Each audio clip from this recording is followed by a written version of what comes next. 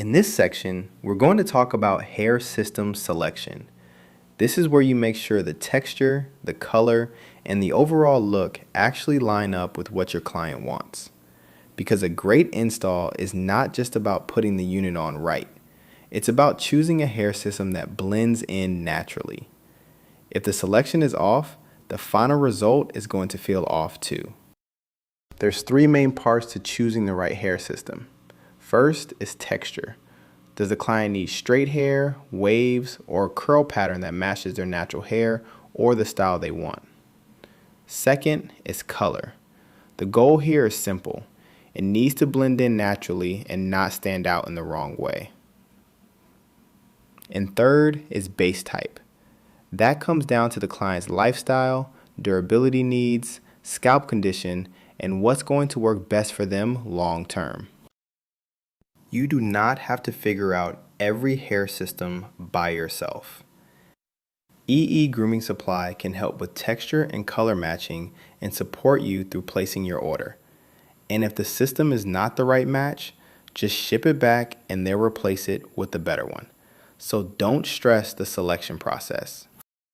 Before choosing the system, there are a few questions you want to ask yourself.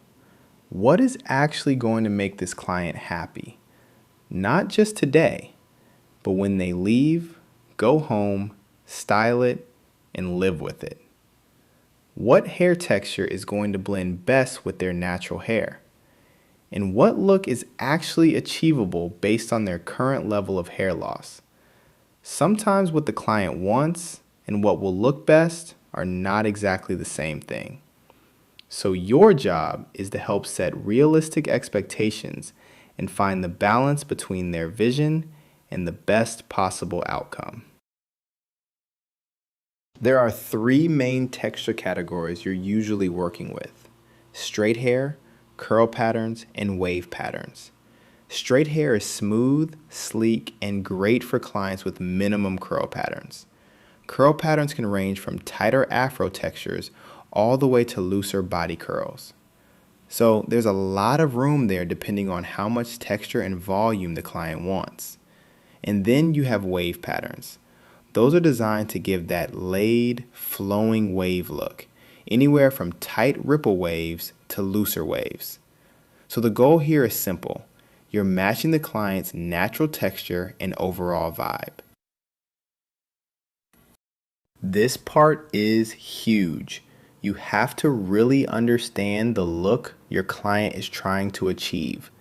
Now, sometimes what they want may not fully line up with what you would recommend professionally, and that's normal.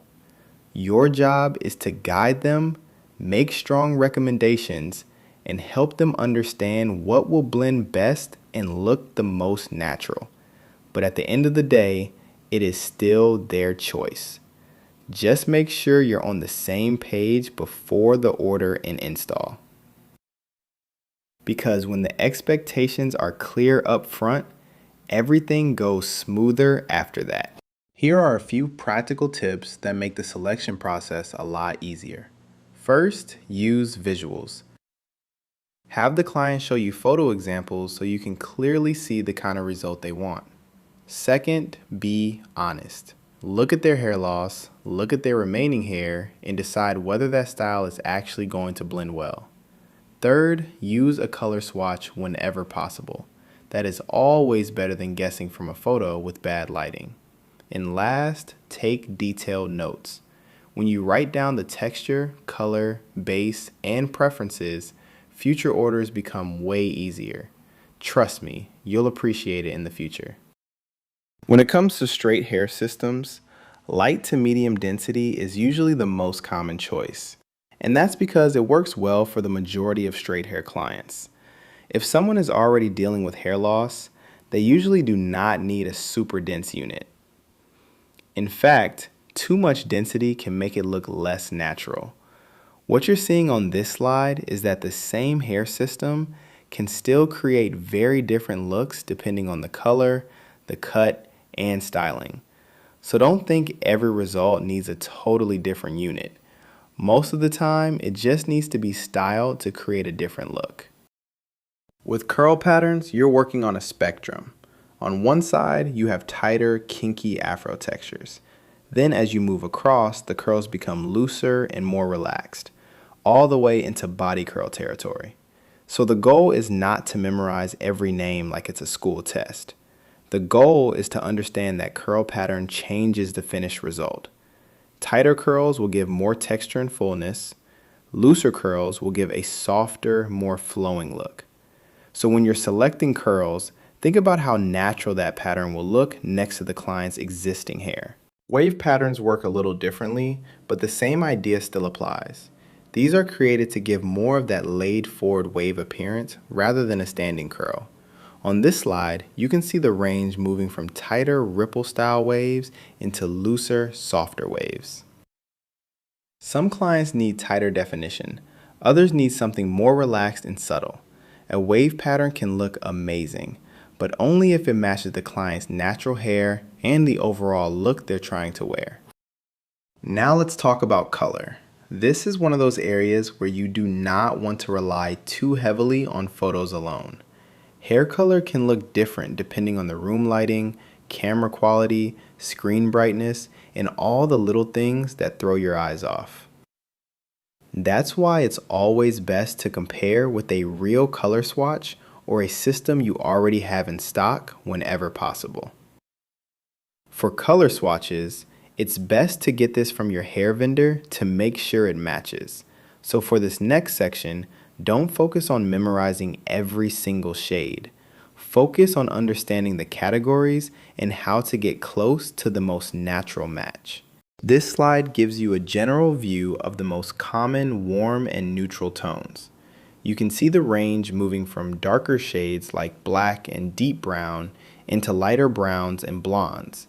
This is helpful because it shows you that color matching is not just dark versus light.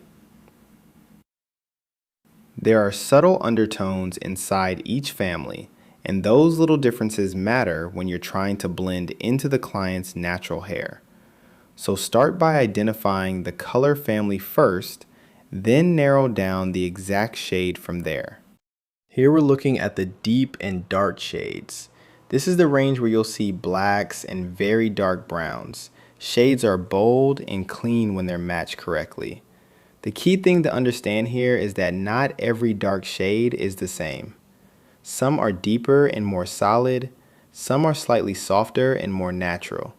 So when you're working in this category, pay attention to whether the client's hair reads as true black, off black, or a very dark brown. That's the difference between a blend and these are natural browns. These are the kinds of shades that are usually slightly different and very easy to blend for a lot of clients. You can see the progression from medium brown into lighter brown variations. So even inside brown, there's a decent amount of range. So when you're matching these shades, take the extra second and figure out what kind of brown it actually is. Now we move into blonde and mixed highlights. This category gives you more dimension because the color is no longer just one flat tone. You're starting to see blends, lighter pieces, and more contrast throughout the hair.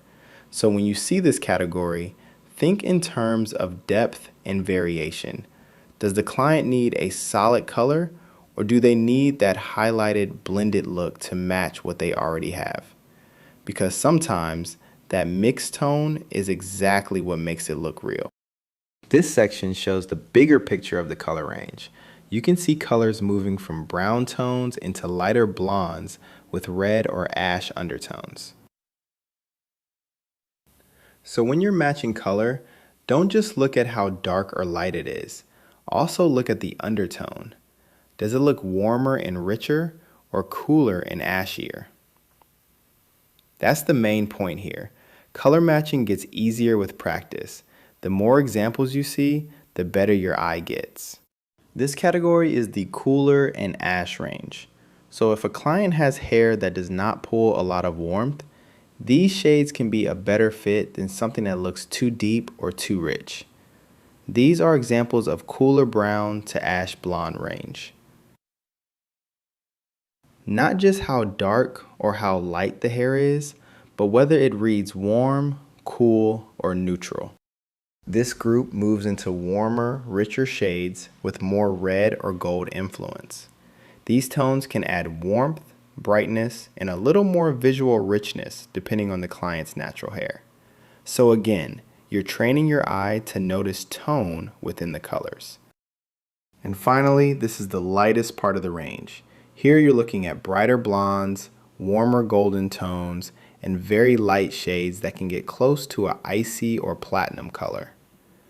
These are obviously less common, but sometimes we do need them. At this level, undertone becomes even more noticeable. A shade can look warm, neutral, or very cool depending on the lighting.